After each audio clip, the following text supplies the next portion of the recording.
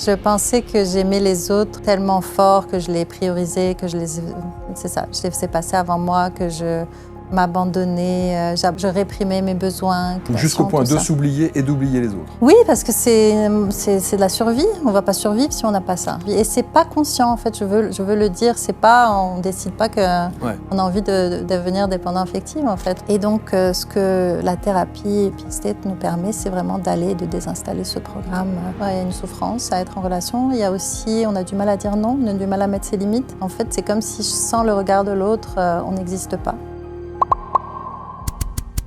Chers amis, bienvenue et merci d'être avec nous. C'est une nouvelle rencontre. Alors, on a quitté Québec pour cette fois-ci se retrouver du côté de Montréal. Et c'est un vrai bonheur avec cette vue un peu panoramique que nous avons dans cet endroit. Et je suis très heureux d'accueillir tout au long des prochaines 48 heures une série, une succession de différents coachs, thérapeutes, accompagnants de vie, experts, avec évidemment leur parcours de vie. C'est ça qui est intéressant et c'est ce que nous allons voir avec mon invité qui est installé sur le canapé. C'est plus un fauteuil, mais un vrai canapé. Elle s'appelle Rita Ibn Brahim. J'espère que je l'ai bien dit. Mon Dieu, bonjour Rita. Comment ça va ? Oui, ça va bien. Ça va bien ? Bon, on va parler évidemment de votre parcours de vie. Alors, quand on était en train de discuter un petit peu hors antenne, vous me disiez, ça reste un exercice quand même que de parler de soi. Oui. Et notamment de parler de l'angle bien spécifique qui vous concerne, c'est-à-dire la dépendance affective. Est-ce qu'aujourd'hui, quel regard vous avez sur ce parcours de vie et sur ce qui vous a tant fait souffrir pendant de longues années ? J'ai un regard de vraiment beaucoup d'amour et de compassion. Ce n'est pas un parcours qui a été facile. Il y a beaucoup de souffrance. Surtout en étant en relation avec les autres, on est des êtres humains, on a besoin d'être en relation, ça nous nourrit, on a besoin d'être connectés. Et puis moi, ça a été très difficile. Et maintenant, j'ai eu aussi beaucoup de jugements envers moi-même dans le temps. J'étais très, très dure. Et aujourd'hui, je me dis, ça n'a pas été facile. Et j'ai vraiment envie justement de partager mon parcours, de partager mon expérience. Et je veux que des femmes qui vivent la même chose se sentent écoutées, vues, comprises. Et aussi donner le message que les choses se transforment, qu'on est capable d'en sortir ou de vivre heureuse et d'être... oui. Ce qui est assez étonnant, c'est que sur cette thématique de la dépendance affective, on pourrait s'imaginer que cette dépendance affective ne concerne que des couples, par exemple. Or, non. Non. Dans votre cas, c'est une dépendance affective envers quelqu'un que vous avez considérablement aimé. On peut dire qui c'est ? Oui. Votre papa, oui. En l'occurrence. Donc on peut parler de dépendance affective avec un parent ou avec une autre personne de sa famille ? Oui, en fait, dépendance affective, ça peut être avec des enfants, des parents, oui, des partenaires, peu importe, ça peut être n'importe qui, effectivement. Dans mon cas, en fait... Je pense que, donc, à l'âge où j'avais quand il est mort, je pense que c'est ça qui a déclenché la dépendance affective. Ah, ok. Ouais, j'avais quand même une relation assez proche avec mon père. Fusionnelle ? Oui, c'est ça.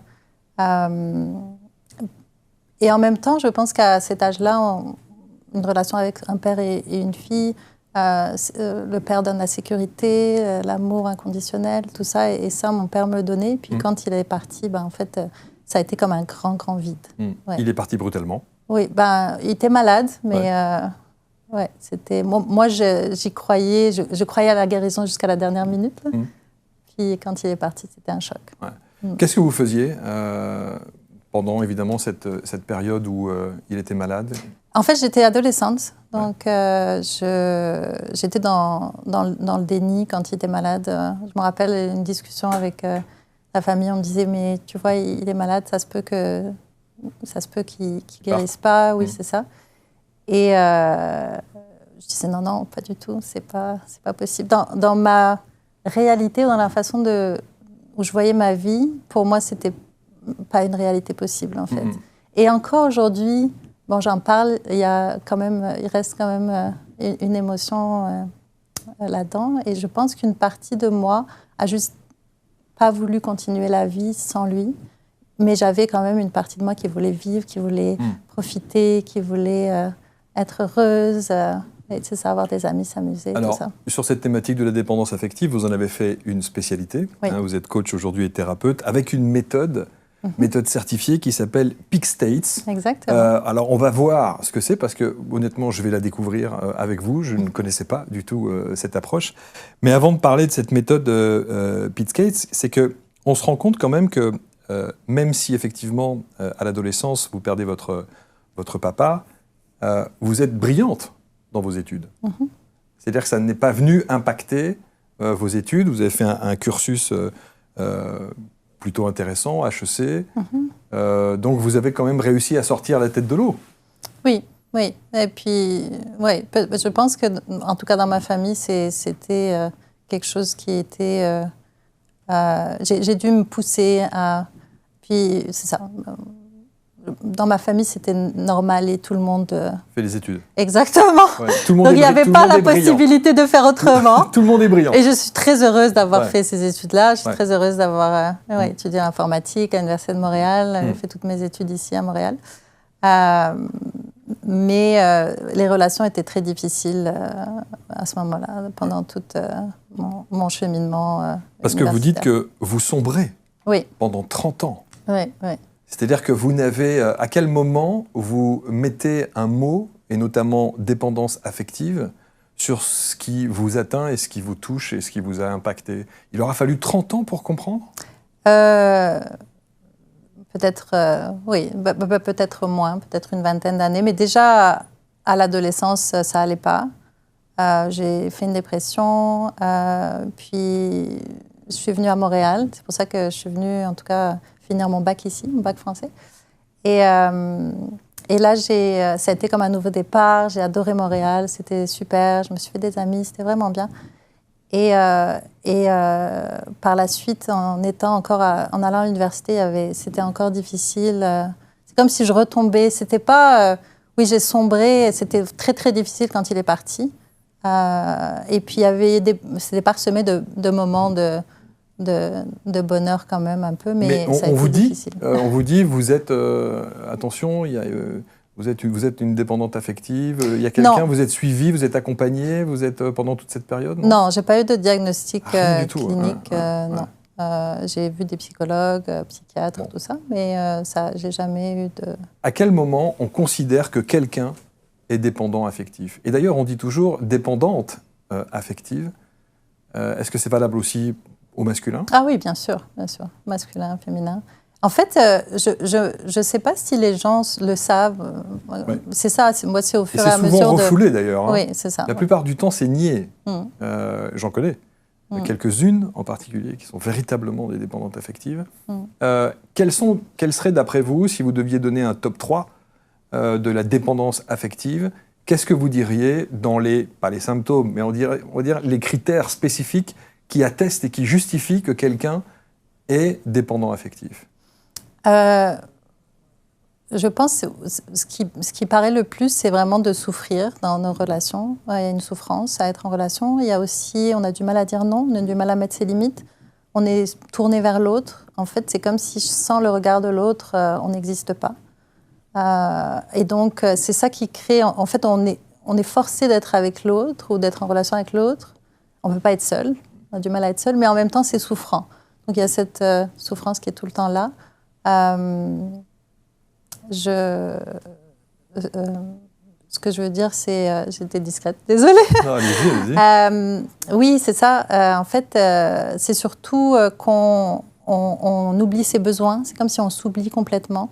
Ça, c'est des choses qui nous amènent et puis, en même temps, on n'a pas besoin de... Je ne sais pas si c'est quelque chose qui est diagnostiqué, je veux dire, chez le psychiatre ou quoi que ce soit. Par contre, si on voit qu'on a des signes comme ça, on a une mauvaise image de soi aussi, mauvaise estime de soi. Mais c'est difficile parce que tout ce que vous dites là, ça peut être aussi des tas d'autres choses. Oui. C'est pas nécessairement un angle spécifique sur la dépendance affective. Le manque d'estime de soi, le fait de souhaiter être en permanence valorisé dans le regard de l'autre, etc. Moi, je connais quelqu'un qui est sans doute une dépendante affective jusqu'au point, et c'est une maman, qui a refait sa vie et qui est totalement dépendante affective de l'homme qui partage sa vie, au point de parfois délaisser même ses propres enfants. Ouais. Et ce qui semble insensé pour une maman, en l'occurrence. Mais ça peut aller jusque-là. C'est ça. Il y a comme ce sentiment de ne pas être en sécurité finalement à l'intérieur de soi. Et donc on a besoin que l'autre nous apporte tout ça, nous apporte l'amour, nous apporte l'affection, nous apporte la sécurité, nous apporte l'approbation, valorisation, validation. Donc jusqu'au point de s'oublier et d'oublier les autres. Oui, parce que c'est de la survie. On ne va pas survivre si on n'a pas ça. Et donc ça devient vraiment, oui, c'est un mécanisme de survie. Et c'est pas conscient, en fait, je veux le dire. C'est pas, on ne décide pas qu'on a envie de devenir dépendant affectif. En fait, on le devient parce que c'est une souffrance de toute façon. Exactement. Donc, et donc, des fois, on a des comportements que les gens regardent et se disent, mais comment elle peut faire ça? Mais on ne s'en rend pas compte. Et lorsqu'on vous a fait la remarque plusieurs fois, où on a essayé de vous ouvrir un peu les yeux en vous disant, mais enfin, tu vois pas que oui, tu as mais un comportement qui n'est on n'écoute pas. On n'écoute pas. En fait, les gens essaient de nous sauver un peu, mais tant qu'on ne décide pas, tant qu'on ne s'engage pas soi-même et qu'on ne découvre pas les choses par soi-même, on a du mal à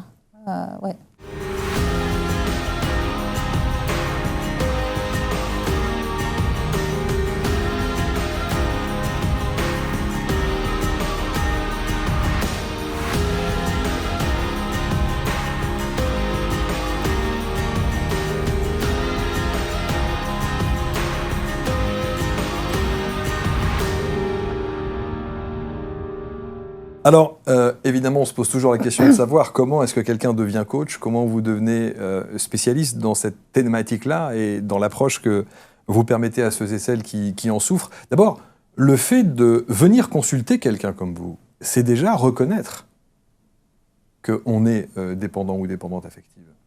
C'est un grand pas pour quelqu'un. Oui. Les gens, les clientes qui viennent me voir, elles ne viennent pas, des fois, elles ne savent pas c'est quoi en fait. C'est ça, ouais. Elles décrivent ce qu'elles ressentent et puis finalement, elles se rendent compte, ou elles lisent un livre et là, ça dit « Ah, mais c'est ça, être dépendant affectif ». Elles se disent « Mais c'est ça que je vis, c'est exactement ça ». Ouais. Et déjà, c'est un pas vraiment… c'est se choisir aussi, c'est de venir voir. Comment vous avez pris conscience de ça alors? Donc, moi, comment vous avez accepté le fait qu'on vous dise « Bah oui, tu as ce… » entre guillemets, c'est quoi? C'est un symptôme, comment on peut c'est un mécanisme de survie. C'est un mécanisme de survie. C'est comme une stratégie de survie, c'est exactement. Ça. À quel moment vous prenez conscience de ça? Je prends conscience, je pense que pour moi, c'est vraiment quand j'ai eu mon premier fils. Vous en avez deux? Oui, j'en ai deux. Et c'est là où j'ai ressenti cet amour que j'avais jamais ressenti avant, vraiment un amour pour ce petit être. Et là, je me suis dit, ah ben tiens, c'est ça, c'est comme ça qu'on se sent quand on aime ou quand on est aimé. Et donc, c'est ça c'est comme ça a rallumé ma flamme intérieure. Et là, je me suis dit, ben il y a quelque chose que je dois aller explorer parce que moi, je ressens pas ça pour moi. Et puis, bon, avec toutes les souffrances que je vivais aussi, que je comprenais pas, je pensais que j'étais pas une bonne personne. J'avais vraiment une image négative de moi.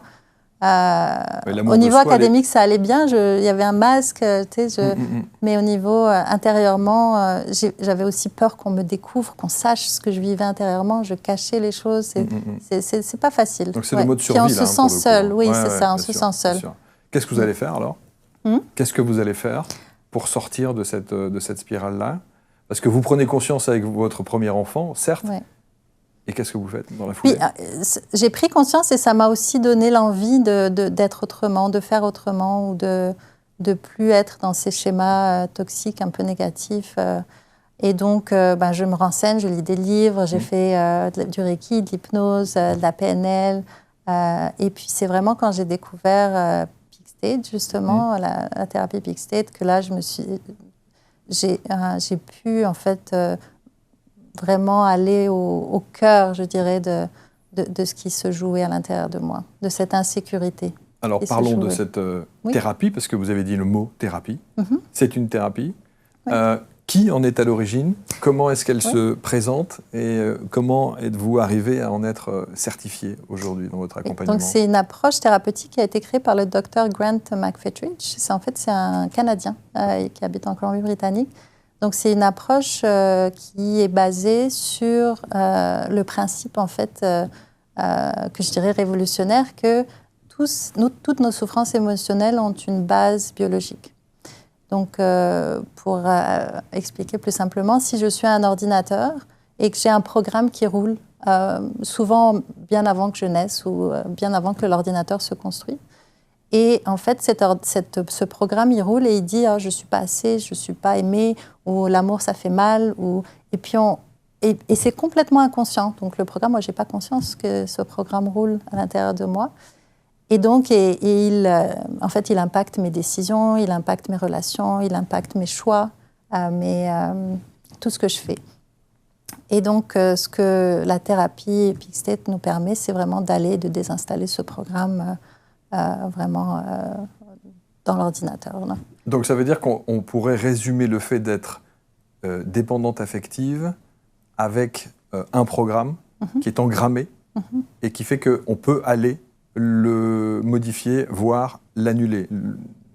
Exactement. Dans votre process. C'est ça. Comment est-ce que... Voilà, c'est vraiment simplifié. Bien sûr, non, mais évidemment. Oui, mais ça. Comment est-ce que ça se opère, alors, si je puis dire? Comment ça se passe? Comment se passe le travail, proprement dit?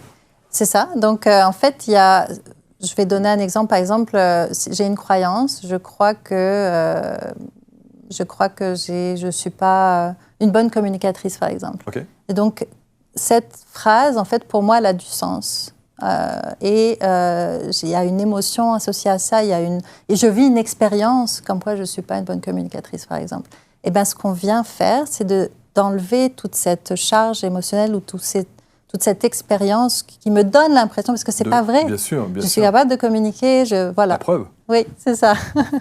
donc, c'est ça, en fait. On vient enlever on vient libérer la personne de cette charge qui souvent vient même pas de notre vécu. Des fois, ça vient du vécu, mais des fois, ça vient vraiment avant la naissance. Donc, c'est des choses, des blessures prénatales ou générationnelles. Et donc, cette libération, pratico-pratique, elle se déroule comment?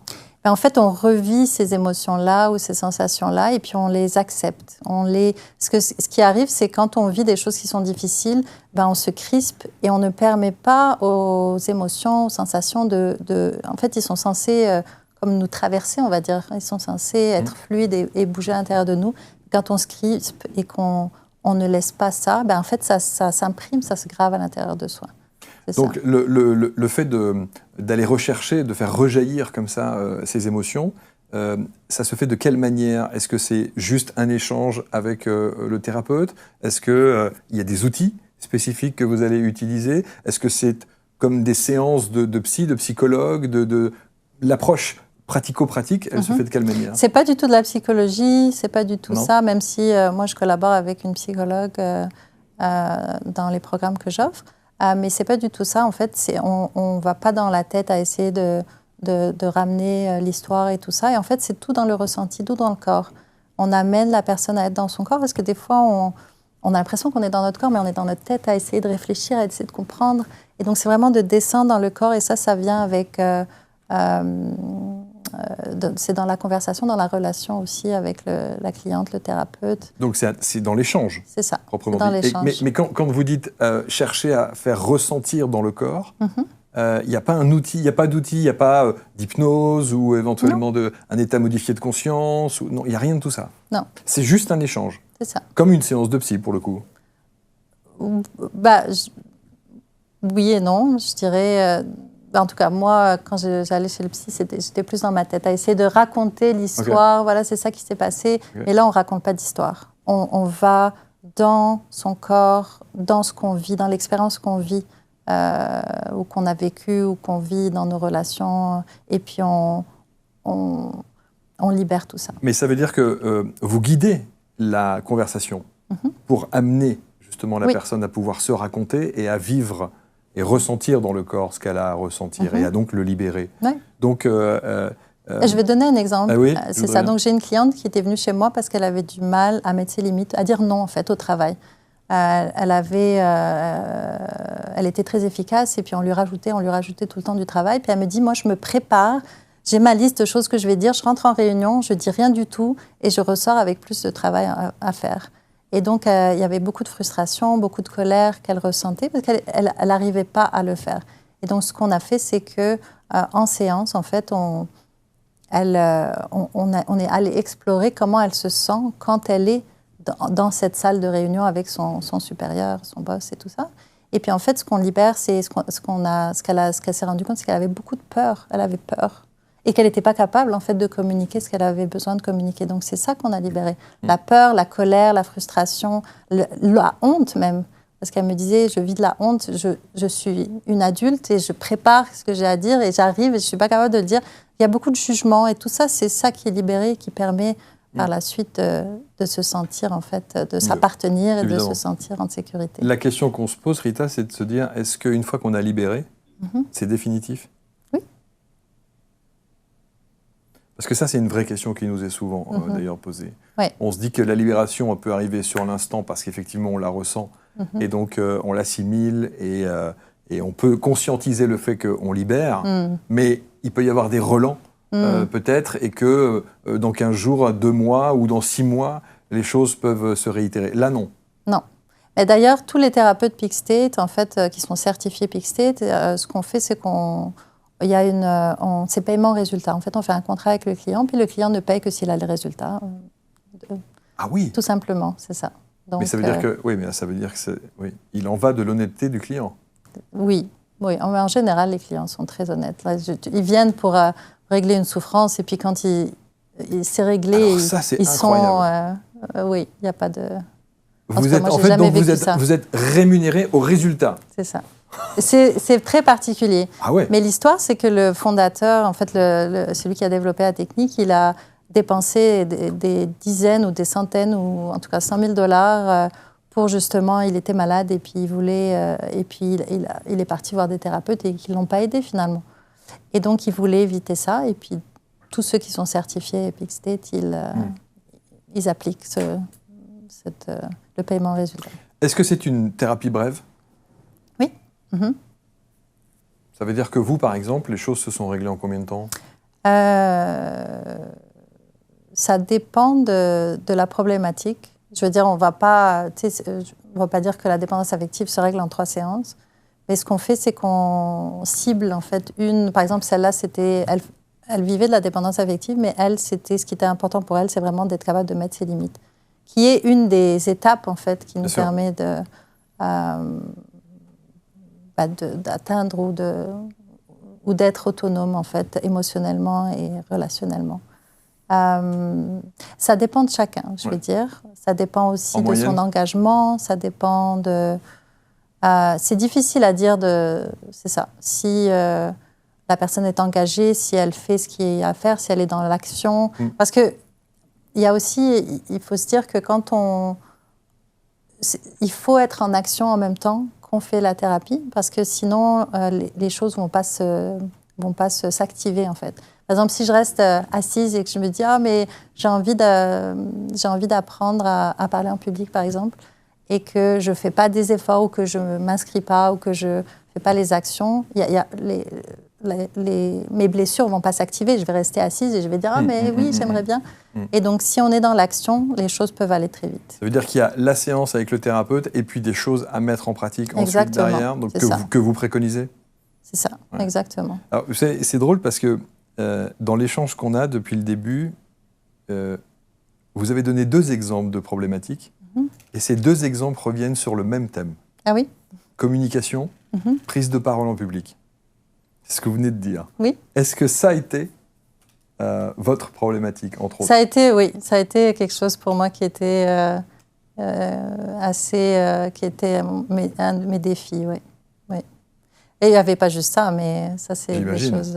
Vous cherchez à découvrir le yoga, sans pression ni jugement. Bienvenue à notre cours de yoga complet et gratuit, créé et animé par Lily Mika en exclusivité pour ABC Talk. Ici, pas besoin d'être souple, ni de performer. Découvrez le yoga décomplexé, une approche qui casse les codes, adaptée à tous les corps, tous les âges, tous les niveaux. L'accent est mis sur l'écoute de soi et sur l'adaptation des postures à votre morphologie, et non l'inverse. rejoignez-nous pour un moment de bien-être, où l'essentiel, c'est d'être à l'écoute de soi. Inscrivez-vous dès maintenant en cliquant sur le lien situé en haut à droite de l'écran ou dans la description de la vidéo et vivez l'expérience du yoga en toute simplicité. Est-ce que quand vous faites ce travail on va dire, d'introspection pour aller ressentir les choses et puis les travailler et faire en sorte de les faire disparaître de votre être, qu'est-ce que ça a révélé de vous ? Qu'est-ce que ça a dit de vous sur ces blessures, sur cet engrammage ? D'où ça vient ? Est-ce qu'on peut parler de transgénérationnel ? Est-ce qu'on peut parler de toutes ces dimensions bien spécifiques qu'on connaît bien ici ? Oui, il y a beaucoup de choses qui étaient Et chez vous, ça disait quoi ? Oui, c'est ça. C'est beaucoup de souffrances que je portais, qui venaient de... En tout cas, moi, je suis originaire du Maroc. Et donc, il y a beaucoup de... je veux dire, chaque culture vit des choses et tout ça. Et donc, moi, je portais beaucoup de souffrances de ce que les femmes ont vécu dans le temps au Maroc. Et puis voilà, c'était beaucoup de... Ce que je veux dire, c'est que c'est pas magique non plus. Il y a un processus par lequel on passe. Donc, c'est des émotions qui sont pas faciles à ressentir. La honte, la culpabilité, la souffrance. Si on prend par exemple, notamment l'exemple de la honte que vous venez de dire, vous dites on doit le ressentir. Comment ressent-on de la honte pendant la phase thérapeutique ? En fait, comment on amène la cliente ou le client à ressentir, on lui dit va dans ton corps, comment tu te ressens dans ton corps, qu'est-ce qui est présent. On n'a pas tendance à se poser ces questions-là en fait. Okay. Des fois on ressent la peur et on dit j'ai peur. Ok, mais elle est où la peur ? Elle est dans ma poitrine, elle est dans mon ventre, elle est dans mes jambes. Et donc quand la personne en général a de la résistance à aller... En général, la honte, c'est une émotion qu'on essaie d'éviter de ressentir. Et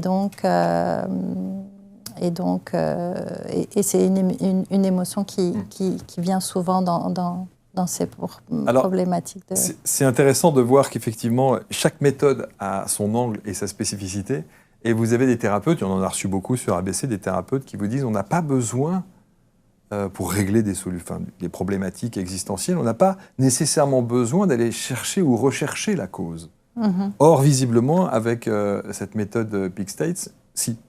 En fait, on ne cherche pas la cause intellectuelle. On ne se dit pas, OK, oui, c'est quand j'ai eu tel événement qui s'est passé ou quand ma grand-mère, blablabla. Non, des fois, on a des compréhensions des choses. Ce qui est important, c'est vraiment d'être dans l'expérience, de ressentir ces émotions et de les accepter, de les laisser nous traverser. On n'est pas tant dans sa tête à essayer de comprendre pourquoi, qui a fait quoi et qui a dit quoi et tout ça. En général, la compréhension, elle vient après. Ouais. Et je pense que cette approche ou cette façon qu'on a, cette stratégie qu'on a des fois de vouloir comprendre, mais c'est aussi une résistance. Tant que je ne comprends pas, c'est que ce n'est pas réglé. Non. Et puis les blessures qu'on a, des fois, on ne les comprend pas. Et puis c'est OK, en fait. Alors, cette méthode Peak States, à quel moment dans votre vie vous commencez, parce que je pense que c'est sur un moyen long cours, à quel moment vous commencez à sentir qu'il y a une évolution, que vous êtes mieux dans votre tête, mieux dans vos baskets, que les choses évoluent et que véritablement il y a une transformation, une belle transformation ? Au bout de combien de temps chez vous spécifiquement ? Moi, j'ai tout de suite... en fait, j'ai fait ma formation en 2018 et tout de suite, durant ma formation, on travaille déjà sur des problématiques. Et tout de suite, j'ai dit « Waouh, j'ai jamais eu des résultats comme ça. » C'est sûr que moi, j'adore le développement personnel, j'adore la transformation. En fait, c'est quelque chose qui me passionne et tout ça. Et donc, je suis souvent en observation de moi-même pour... pas forcément m'améliorer ou être parfaite, mais de me découvrir en fait. Et donc, moi, j'ai ça où je suis souvent en introspection, mais j'ai tout de suite vu des différences. Et par la suite, avec le temps, et puis aussi, moi, j'ai beaucoup de thérapeutes autour de moi, pas juste des thérapeutes Peak States, mais surtout en fait, on s'entraide, on s'épaule là-dedans, et des fois, on a des discussions, et puis on dit, ah, mais ça c'est peut-être, c'est peut-être plus une blessure qu'autre chose, et donc je baigne là-dedans, et je pense pas que ça finira un jour. Je pense que, voilà. Alors, vous parliez évidemment du déclencheur par rapport notamment à vos enfants. Vous aviez peur de quoi par rapport à vos enfants? Vous aviez peur de... J'avais peur qu'ils vivent la même chose que moi. Ouais. Qu'ils vivent, c'est ça, cette souffrance. Et puis en plus, moi, j'en ai longtemps voulu à ma mère, parce que pour moi, c'est elle la coupable. Alors elle aurait été coupable de quoi? Oui, c'est comme si elle m'a pas assez aimée. Ah ouais. C'est ça l'histoire que je veux raconter, en fait. Et c'est dommage. Maintenant, je vois. Et en même temps, bon, j'avais pas la maturité non plus pour raconter une autre histoire. Et puis, souvent, quand on blâme les autres, et c'est humain, et puis c'est inconscient, et tout, on le choisit pas non plus. Quand on blâme les autres, on perd notre pouvoir. C'est comme si on leur donne notre pouvoir, et puis c'est à cause d'eux, et donc c'est eux qui ont la solution à notre problème. Et donc, je pense que de reprendre, et justement, c'est quelque chose que je dis beaucoup à mes clientes, et je les amène à faire ces prises de conscience. C'est quand on reprend la responsabilité, c'est là où on reprend notre pouvoir, et on se dit, OK, je peux changer ça. J'ai la possibilité de changer ça. Et je sais que ma mère elle m'a toujours dit je t'aime, et elle me dit moi je suis celle qui t'aime le plus au monde, mais je le ressentais pas. Incroyable. Donc je le ressentais pas, et vu que je le ressentais pas, il y avait comme une déconnexion entre ce qu'elle me disait et ce que je ressentais, mais en fait cet amour que je ressentais pas, je le ressentais pas, mais elle le ressentait. Mais comment se fait-il qu'un je t'aime de votre père était bien plus puissant qu'un je t'aime de votre mère?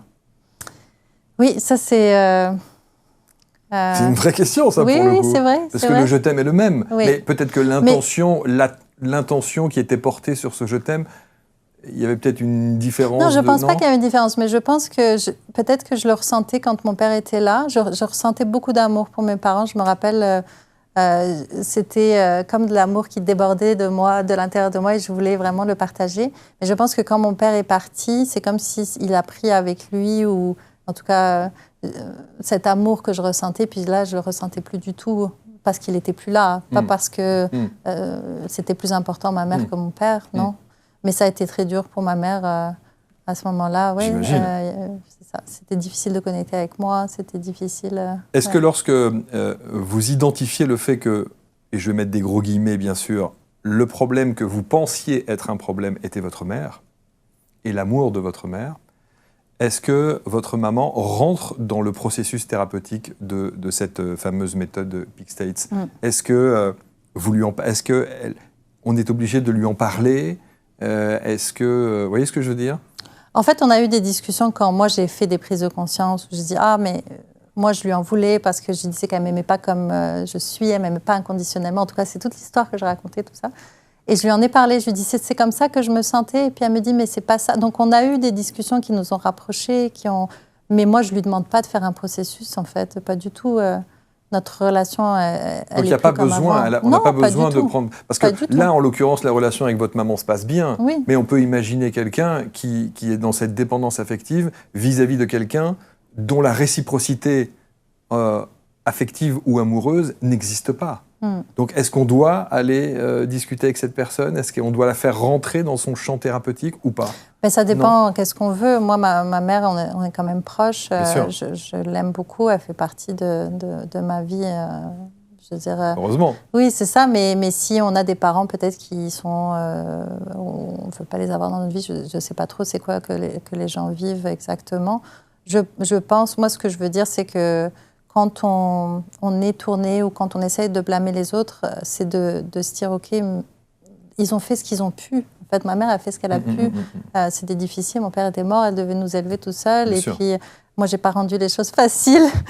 Et donc, vraiment, j'ai beaucoup de gratitude. Elle m'a permis de venir étudier ici. Elle a fait tout ce qu'elle a pu. Et ça, en tout cas, pour moi, c'est vraiment de l'amour. Maintenant que vous êtes libérée de cette dépendance, est-ce que beaucoup de choses dans votre comportement, alors peut-être dans votre vie de couple, peut-être dans votre vie amicale, professionnelle, la relation avec vos enfants, beaucoup de choses ont changé? Beaucoup de choses ont changé, oui. Mais c'est surtout ma relation avec moi-même qui a changé. Je pense que c'est ça qui qui par la suite impactent les relations avec les autres. J'avais une image négative de moi-même et je me rappelle même des fois où je me disais mais j'ai pas envie d'être moi. Donc je me rejetais moi-même. C'est fort. Et après je projetais ça sur les autres. Oh, ils me rejettent, tout ça. Et c'est vraiment quand j'ai connecté avec cette part de moi qui se sentait rejetée et puis j'ai vu à quel point je me faisais souffrir moi-même. En fait, tout ça c'est la souffrance, je me la faisais vivre et je dis ça aussi avec beaucoup de compassion. J'ai pas décidé de me faire souffrir, mais il y avait cette espèce de combat intérieur moi-même avec moi-même. C'est ça. Et donc aujourd'hui, vous n'êtes plus du tout dans ce questionnement-là? Je continue à quand même être en introspection, à m'observer. Des fois, j'ai des comportements où je dirais bon, j'aurais pu faire différemment. Mais je fais ça avec beaucoup plus d'amour et de compassion avec moi-même. C'est plus avant, c'était vraiment il faut que ça change, il faut que tu sais, je me fouettais presque. Maintenant, c'est plus je le fais par amour pour moi. Là. Je pense que c'est ça la différence. Avant, je le faisais pour... C'est comme si j'avais une image de moi, il fallait que il fallait que qui je sois fit avec l'image ou que ça soit égal. Et je le faisais vraiment avec cruauté des fois envers moi-même. Maintenant, oui, j'ai envie de partager, j'ai envie d'aider plusieurs personnes, j'ai envie de faire plein de choses, j'ai beaucoup de rêves. Et je fais ça par amour pour moi. Donc, je me pousse des fois à aller au-delà de la peur, par exemple.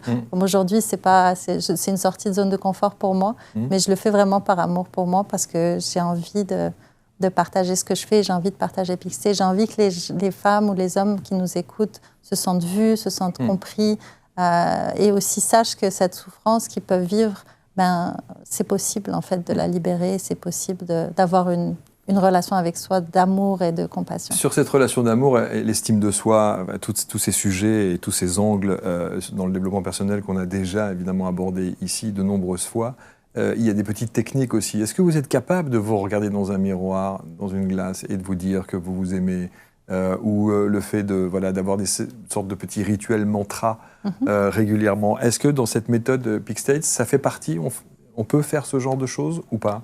Oui, on peut faire ce genre de choses. Je pense que tout le monde devrait... parce que j'ai même fait une fois un atelier sur l'amour de soi et puis il y avait une thérapeute de Pixtate qui faisait un atelier, c'était se regarder dans le miroir. Et en fait,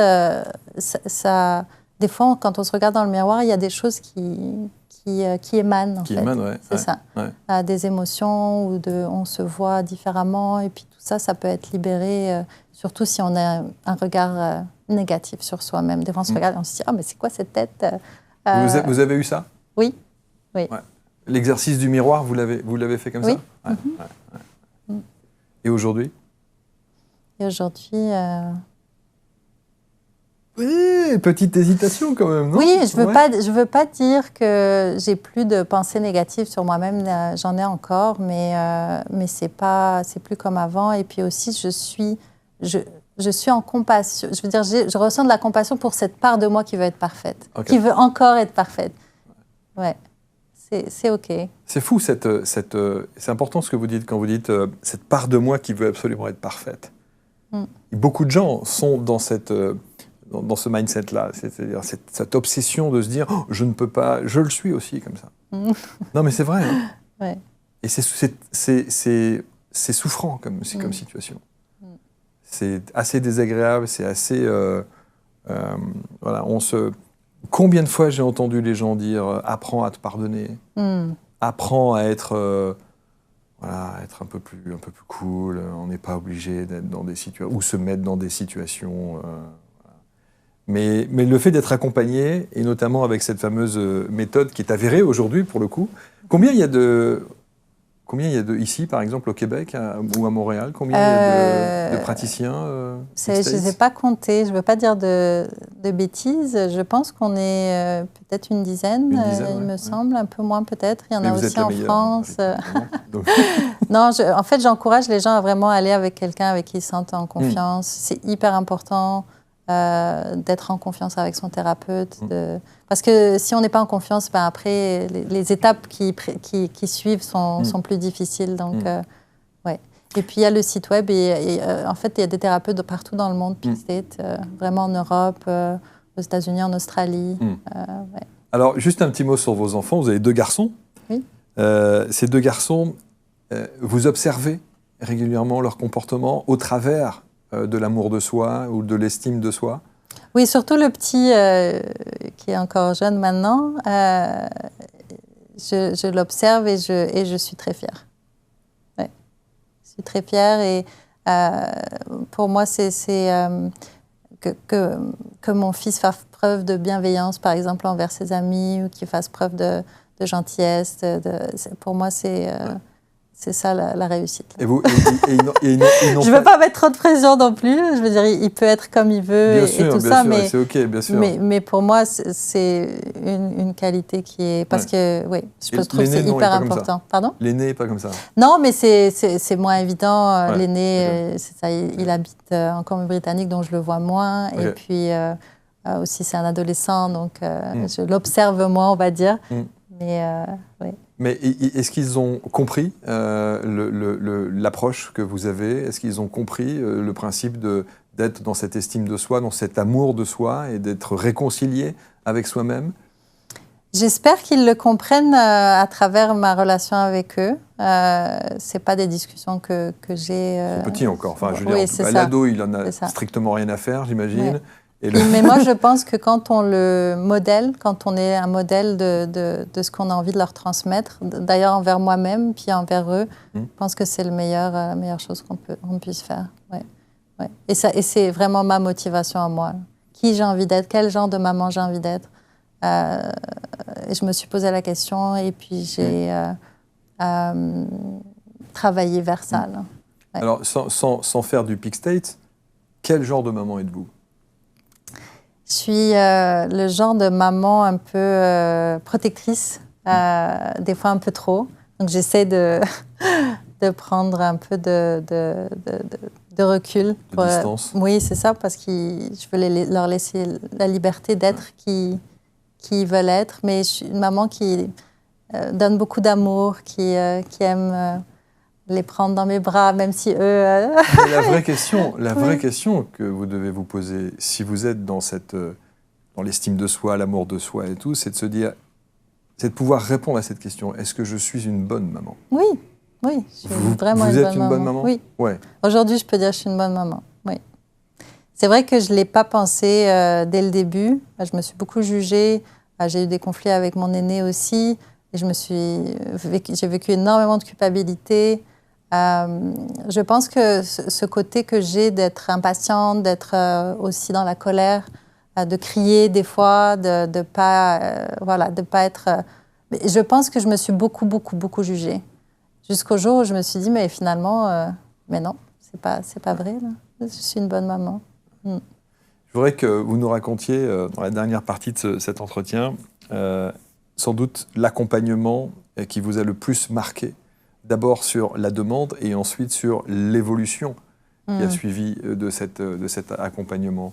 Quel est, de tous vos clients, celui ou celle qui, de par son histoire et ce qu'elle ou qu'il était venu chercher, vous a profondément impacté?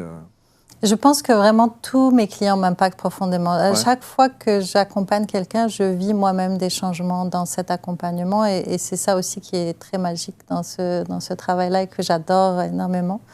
Je pense que j'ai accompagné une personne, donc je ne veux pas trop rentrer dans les détails, mais qui avait du mal à connecter avec son enfant et qu'il y avait beaucoup de distance entre les deux et donc, j'ai accompagné cette personne-là. Et en fait, ce qui s'est passé, c'est qu'elle a réalisé que cet amour qu'elle portait pour son enfant était plus fort que tout. Et que c'est comme si la personne... C'est très paradoxal en même temps. Hein? C'est très paradoxal. Elle a un amour plus fort que tout pour cet enfant, mais en même temps, elle marque beaucoup de distance. Puis c'est ça, et en fait la personne était dans le jugement envers elle-même, de se dire ok, je suis pas un bon parent par exemple, et donc elle était très dure avec son enfant, et ça a créé des conflits, ça a créé des choses. Des fois on se dit ah, mais je t'aime tellement que je vais être dure avec toi, Alors qu'en fait, les enfants, c'est pas ça dont ils ont besoin. Ils ont besoin d'être soutenus, ils ont besoin d'être aimés tels qu'ils sont. Ils ont besoin de... pour moi, c'était comme une revanche pour mon passé. Et puis, j'ai adoré travailler avec ces clients-là. C'est là où il y a beaucoup de thérapeutes qui disent à quel point l'accompagnement qu'ils préconisent pour leurs clients a un effet miroir reflétant directement sur ce qu'ils sont, ce qu'ils pensent, ce qu'ils ont vécu, et peut-être voir même ce qu'il reste encore à travailler chez eux. Qu'est-ce qui reste à travailler chez vous? Je ne sais pas. Je pense que j'ai encore des angles morts, des choses que je ne sais même pas qui sont là, qui existent. Qu'est-ce qui vous agace le plus chez vous encore? Je pense que mon envie de plaire, mon envie de bien paraître, mon envie d'être parfaite, encore on revient à ça, oui, c'est ça. Ça, c'est quelque chose où je me dis, ça me vole mon authenticité. J'ai envie de... et des fois, je m'abandonne. Je me dis, OK, c'est pas grave, je veux bien paraître. J'abandonne qui je suis. Et ça il y a de la frustration encore là-dedans. Mais en même temps, j'y mets de l'amour et je me dis qu'avec le temps, ça va être différent. Mais... L'autre mot que vous utilisez évidemment très régulièrement, c'est le mot amour. Oui. Je trouve que c'est la base, c'est hyper important. Ouais. C'est la base. Ça change la vie. De s'aimer tout le temps, c'est comme si on a une vague d'amour qui nous accompagne tout le temps, tous les jours, à chaque moment de la vie. Vous savez que parfois, et j'invite d'ailleurs ceux qui nous regardent à être capables de se poser cette question et de se dire, est-ce que vous vous aimez véritablement? C'est une question qui est lourde de sens, qui est, je trouve, qui a une résonance, waouh, parce que bien sûr, on pourrait répondre en disant, mais oui, bien sûr, je m'aime. Mais véritablement, en conscience, le vivre profondément, répondez à cette question. Et des fois, c'est pas parce qu'on le ressent pas qu'on le vit pas vraiment. Donc, c'est de pas s'arrêter aussi au ressenti, c'est de le créer, cet amour à l'intérieur de soi, c'est de le choisir, de se choisir. Je pense que ça prend aussi, c'est ça, se choisir, de pas s'abandonner, de pas prioriser les autres. Donc peut-être ça peut commencer comme ça, en fait, dans l'action, et après, ça va être un ressenti. On peut vous consulter à distance? Bien sûr que oui. Oui, moi, c'est juste à distance. Juste à distance, en visio? Oui, c'est ça. Évidemment. En général, ce sont des séances de quoi, d'une heure? Oui, à peu près une heure et demie. Ouais. 1h30, et on échange, et on discute. Oui, et on libère. Et on libère, et vous allez ensuite chercher. Alors, il y a une phrase, et on demande toujours à ceux et celles qui s'installent sur les canapés d'ABC de trouver un titre. Vous dites cette phrase, « Je pensais aimer fort, en réalité, je m'abandonnais ». Vous avez 2 heures, c'est un sujet de philo. Vous pensiez aimer fort? Oui. Oui, je pensais que j'aimais les autres tellement fort que je les priorisais, que c'est ça, je les faisais passer avant moi, que je m'abandonnais, je réprimais mes besoins, alors que... Vous mentiez? C'est ça, oui. Puis c'est ça qui se passe aussi dans la dépendance affective, c'est que ça crée comme une espèce de mécanisme de manipulation. En fait, on donne à l'autre, on veut se rendre indispensable parce qu'on ne veut pas être abandonné. Ceci dit, dans tout ce que vous dites, vous n'auriez pas pu faire autre chose que thérapeute. Aider les autres. Ouais. Quand vous dites vous avez besoin de vous sentir utile, vous avez besoin d'être aimé par les autres, vous êtes aimé par les autres parce que vous leur permettez une libération aussi. Oui, je me suis posé la question, est-ce que c'est vraiment ça ma motivation? Est-ce que j'ai juste envie d'être aimée par mes clientes? Et oui. Oui. Ça l'a été longtemps, ça l'est peut-être encore, je ne sais pas. Je pense que c'est de moins en moins, parce que je suis de plus en plus, je m'appartiens de plus en plus, je me choisis de plus en plus. Je veux dire, je le vois dans les actions que je porte tous les jours, que j'ai plus besoin de ça, en fait. Ouais. J'ai plus besoin qu'on me choisisse. Est-ce que la vraie phrase de conclusion, ce serait « moi, je m'en fous, je suis comme je suis, en fait ». Je m'en fous pas, c'est pas vrai. C'est vrai. Non, je m'en fous pas. Je m'en fous pas. Les gens sont importants pour moi. J'aime connecter, j'aime aider, j'aime comprendre ou j'aime connaître et tout ça. J'aime être en connexion. mais est-ce que ça va m'empêcher de vivre la vie que j'ai envie de vivre? Non. Est-ce que... Voilà. Bon, vous ne revenez pas en Europe? Vous ne revenez pas en Europe? Vous êtes bien ici? Oui, je suis bien ici. Bah, vous avez raison. La méthode Peak States, et vous êtes donc certifié aujourd'hui, c'est important. De l'Institut for the Study of Peak State. Précisément. On va mettre évidemment autour de la vidéo tous les liens pour entrer en contact avec Rita. Et puis, je conclus en règle générale, si vous suivez les émissions, vous connaissez cette question que je pose à la fin de l'émission, c'est de dire qu'est-ce que vous aimeriez que l'on retienne de vous? J'aimerais qu'on retienne de moi que... en tout cas, j'aimerais qu'on retienne de tout cet échange, en fait, c'est que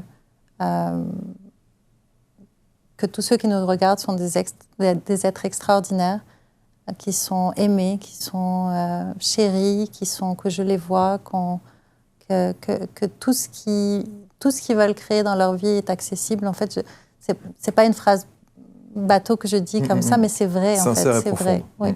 Voilà. Merci Rita. Merci. Merci infiniment. Commentez évidemment avec bienveillance. Contactez Rita et puis libérez-vous, parce qu'on sait à quel point évidemment il y a parfois des chemins un peu sinueux et des choses qui ne sont pas simples, mais le fait d'être accompagné, c'est important. Voilà. Et puis faites bien, si j'ai bien compris, c'est qu'il y a l'échange avec Rita dans le processus thérapeutique, mais il y a aussi ce que vous allez mettre en place derrière, avec des petits exercices à faire. Et voilà, c'est pas le fait de se dire bon ben voilà, j'ai fait ma séance, maintenant c'est réglé, et j'attends voilà le mouvement divin. Non, il faut être engagé. Il faut être engagé, ouais. Très clairement. C'est ça. Merci beaucoup. Merci. Et merci pour le soleil que vous nous avez amené. Avec plaisir. Merci à tous. On se retrouve pour une prochaine rencontre très vite ici depuis Montréal avec d'autres coachs, thérapeutes, accompagnants de vie. Merci et belle journée à tous.